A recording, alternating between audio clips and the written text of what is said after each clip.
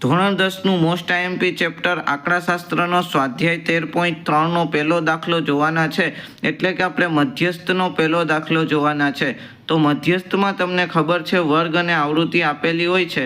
આપણે આવૃત્તિ પરથી સંચય આવૃત્તિ શોધવાની હોય છે। તો સૌથી પહેલાં આપણે જોઈએ કે સંચય આવૃત્તિ કેવી રીતે શોધવી।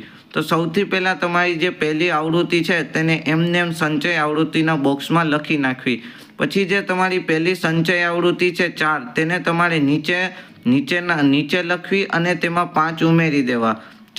તેથી તમારા 4 અને 5નો સરવાળો 9 થશે। હવે આ જે 9 આવ્યા છે એને નીચેના બોક્સમાં એમનેમ લખી નાખવા ને એમાં અહીંયા જે આ 13 છે તે ઉમેરી દેવા, તો તમારા 22 થશે। હવે જે આ 22 આવ્યા છે તેને નીચે ફરીથી એમનેમ લખવા અને તેમાં 20 ઉમેરી દેવા, તો તમારા 42 થશે। આ જે 42 આવ્યા છે તેને એમનેમ નીચેના બોક્સમાં લખવા અને તેમાં 14 ઉમેરી દેવા, એટલે 56 થશે। આ જે તમારા 56 આવ્યા છે તેમાં અહીંયા 8 ઉમેરી દેવા, 64 થશે।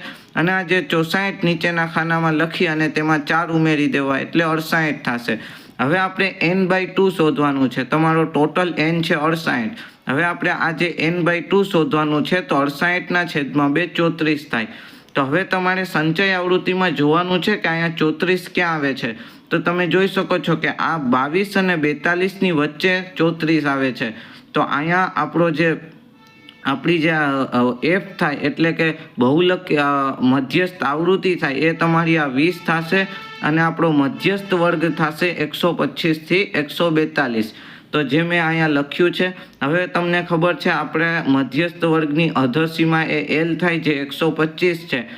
f છે આપણી મધ્યસ્થ આવૃત્તિ થાય એટલે કે 20 થાય અને CF થાય તમારી મધ્યસ્થ સંચય આવૃત્તિની ઉપરની આવૃત્તિ એટલે કે 22 થાય, જે મેં અહીંયા લખી છે। અને h તો તમને ખબર જ છે વર્ગ લંબાઈ થાય, મોટા વર્ગમાંથી નાનો વર્ગ બાદ કરો તો h મળે।